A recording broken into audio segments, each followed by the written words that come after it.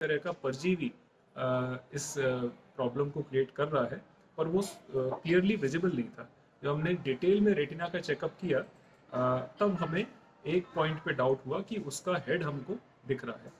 पर उसके बाद फर्दर इन्वेस्टिगेशंस की ज़रूरत पड़ी, जिसमें ये नियरली कंफर्म हो गया कि ये एक परजीवी है जिसकी वजह से समस्या उत्पन्न हो रही है, या वो इतना डैमेज नहीं कर पा रहा हो। पर जब इसका साइज बड़ा हुआ तो इसने रेटिना में 2 से 3 जगह पर होल किए हुए थे। अगर वो किसी कारणवश मृत हो जाता है, उसकी डेथ हो जाती है आई में, तो उससे एक बहुत ही सीवियर रिएक्शन होता है और पेशेंट की आंख करीब करीब खत्म हो सकती है। आप यदि नॉन वेजिटेरियन हैं और यदि आप अध पका नॉनवेज लेने वाले हैं तो आपके लिए ये खबर बेहद महत्वपूर्ण है, क्योंकि भोपाल एम्स में आई डिपार्टमेंट के द्वारा एक ऐसी सर्जरी की गई है, यानी कि आंखों में से 1 इंच ऐसे परजीवी कीड़े को पकड़ा है जो नॉनवेज खाने वाले, जो अधपका नॉनवेज लेने वालों के लिए नुकसानदेह हो सकता है। और ये केस, इस तरह के केस देश में बहुत ही कम देखने को मिलते हैं, लेकिन भोपाल एम्स ने ये कमाल कर दिखाया है कि एक ऐसे जो पेशेंट थे जिनकी आंखों में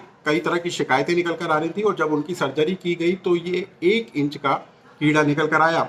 और इस पूरे केस को सॉल्व करने वाले, इस पूरी सर्जरी को अंजाम देने वाले डॉक्टर समेत मेरे साथ मौजूद हैं। हम उनसे जानने की कोशिश करेंगे कि आखिर ये सर्जरी जब उन्होंने की तो कैसे इसका पता लगाया और कैसे इसका पूरा निदान किया। डॉक्टर समेत जी हमारे साथ मौजूद हैं। सर, आपसे जानना चाहूँगा कि किस तरह की शिकायत निकल कर आई थी और कैसे आप लोगों ने इसको पूरा सर्जरी की। पेशेंट पहली बार जब हमारे पास आया था तो पेशेंट को 1 साल से करीब आँख में लाली, धुंधला दिखना, ऐसी समस्या हो रही थी, और उसका जो विज़न था, जो रोशनी थी, वो लगातार गिरती चली जा रही थी। पेशेंट ने लोकली कई डॉक्टर्स को दिखाया, तो इनिशियली कुछ eye drops, steroid eye drops, जब सूजन ज़्यादा आती थी तो उसको स्टेरॉयड की गोलियाँ तक दी गई। तो उससे उसे कुछ राहत मिली, बट 1-2 हफ्ते बाद दवाइयाँ बंद करने के बाद उसकी समस्या फिर से वापस आ जाती थी, और जो धुंधलापन था उसका हर एक एपिसोड के साथ उसका बढ़ता चला जा रहा था। जब उसको कहीं से सॉल्यूशन नहीं मिला तो उसने हमें दिखाया, और उसके बाद जब हमने उसका एग्जामिनेशन किया तो हमें डाउट हुआ कि इसमें हो सकता है कि किसी तरह का परजीवी इस प्रॉब्लम को क्रिएट कर रहा है, पर वो क्लियरली विजिबल नहीं था। जब हमने डिटेल में रेटिना का चेकअप किया, तब हमें एक पॉइंट पे डाउट हुआ कि उसका हेड हमको दिख रहा है।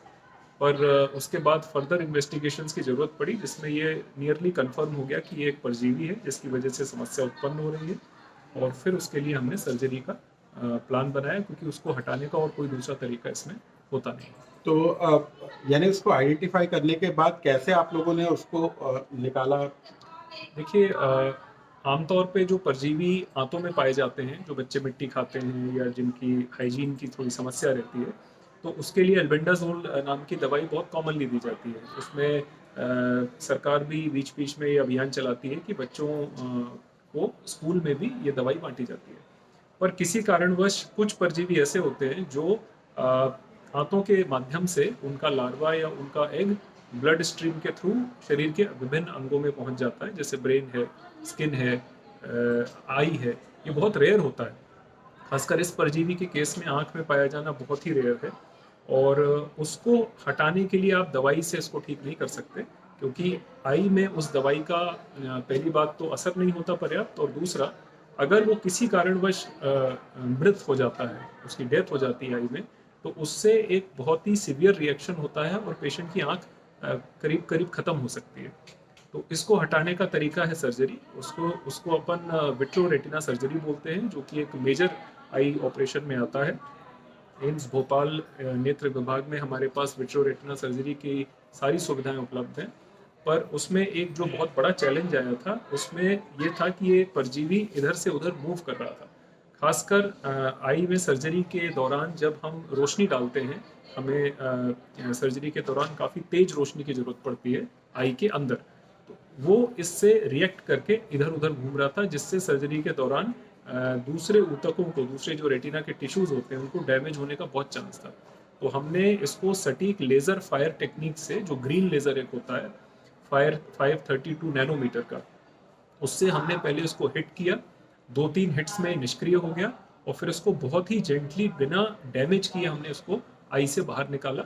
जो हमारे पास 25 गेज की विट्रो रेटिना सर्जरी की जो मशीनें हैं, उससे हमने इसको बाहर निकाला और फॉर्चुनेटली इसका कोई डैमेज नहीं हुआ और हमने उसको तुरंत माइक्रोबायोलॉजी में जांच के लिए डॉक्टर भेज साहब, ये किस तरह के पेशेंट में आता है? यानी क्या नॉनवेज खाने से इस तरीके से होता है, या कुछ अन्य पानी या अन्य कुछ तरीके का सेवन करने से कुछ शिकायत आती है? देखिए इसका जो ह्यूमंस में जो इंसानों में ये एक उसके लाइफ साइकिल का हम हिस्सा नहीं होते, वो बाई एक्सीडेंट ह्यूमंस के अंदर चला आता है। तो इसलिए जैसे खास करके मछली है, इस तरह के जो पानी के जो ऑर्गेनिजम्स हैं जो लोग खाते हैं नॉनवेज में, अगर उसको ढंग से पकाया नहीं गया या कई बार दूषित पानी से भी, हालांकि ज़्यादा चांसेस इसके मछली वगैरह खाने से ज़्यादा होता है, और अगर उसको ढंग से नहीं पकाया गया तो उसमें जो अंडे रहते हैं वो कई बार हैच होके हमारी इंटेस्टाइन से ब्लड स्ट्रीम के थ्रू होते होते ये स्किन, ब्रेन या आइज में पहुंच जाते हैं। और वहाँ पे जब उनको अच्छा एनवायरनमेंट मिलता है, ऑक्सीजन और न्यूट्रिशन मिलता है, तो इनका शुरू में तो साइज बहुत छोटा होता है, धीरे धीरे साइज ग्रो होने लगता है। ये जो आप लोगों ने कीड़ा पकड़ा है, इसका यानी कितनी उम्र होगी, यानी कितना लंबे समय से ये वहाँ एक्टिव होगा? इसका तो हम इसी बेसिस पे अंदाज़ा लगा सकते हैं कि इसका जो साइज़ है वो अप्रोक्सीमेटली इतना साइज़ इसका 6 से 8 महीने में हो जाना चाहिए। और दूसरा ये भी है कि पेशेंट को सिम्टम भी तकरीबन वही 10 से 12 महीने से आ रहे थे, तो हो सकता है कि शुरू में उसको साइज़ छोटा था तो उतना पता ना चला हो, या वो इतना डैमेज नहीं कर पा रहा हो, पर जब इसका साइज़ बड़ा हुआ तो इसने रेटिना में 2 से 3 जगह पर होल किए हुए थे, जिससे उसकी सूजन की समस्या बढ़ रही थी।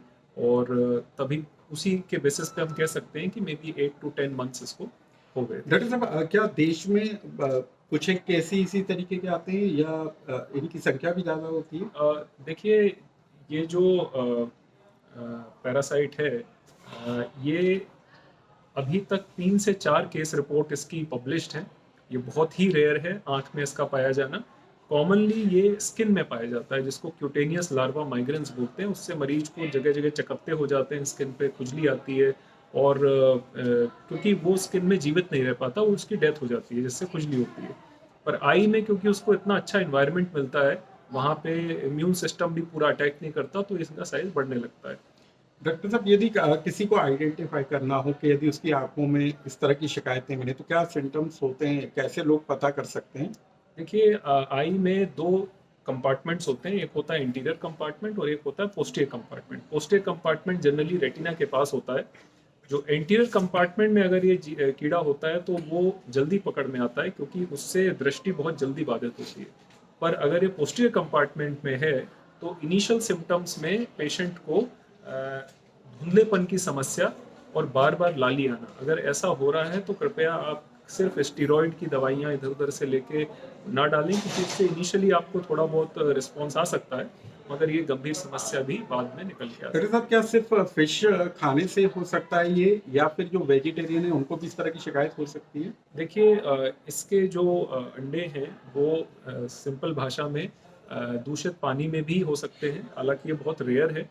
तो अगर जैसे सब्जियां गंदे पानी से धुली हैं, बेसिकली आपको 2 ही चीज़ों का ध्यान रखना है। जो भी आप खाते हैं वो बहुत अच्छे तरीके से धुला होना चाहिए। अगर आप नॉनवेज खाते हैं तो अगर आपने उसको अच्छे से पकाया है तो इनके सर्वाइवल के चांस ना के बराबर होते हैं। तो खाने पीने में आपको ध्यान यही रखना है कि साफ़ सफाई का ध्यान रखना है, और प्रॉपर से खाना उबला होना चाहिए। अगर अधपका मीट है, कच्चा मीट है, तो उसका सेवन बिल्कुल नहीं करना चाहिए। तो भोपाल एम्स ने एक बड़ा जो सर्जरी है उसको करके दिखाया है, और जिस पेशेंट को इस बात की शिकायत थी कि उसके आंख में धुंधलापन आ रहा था, जब उसकी सर्जरी की गई तो पता चला उसके आंख में 1 इंच परजीवी कीड़ा निकला, जिसको सर्जरी के द्वारा डॉक्टरों के द्वारा निकाला गया और उसकी आंखों को बचाया गया। यदि आप भी एहतियात बरतेंगे तो इस तरह की शिकायत से बच सकते हैं। इस खबर से जुड़ा कोई कमेंट्स हो तो हमें कमेंट्स बॉक्स में लिखकर जरूर बताएं।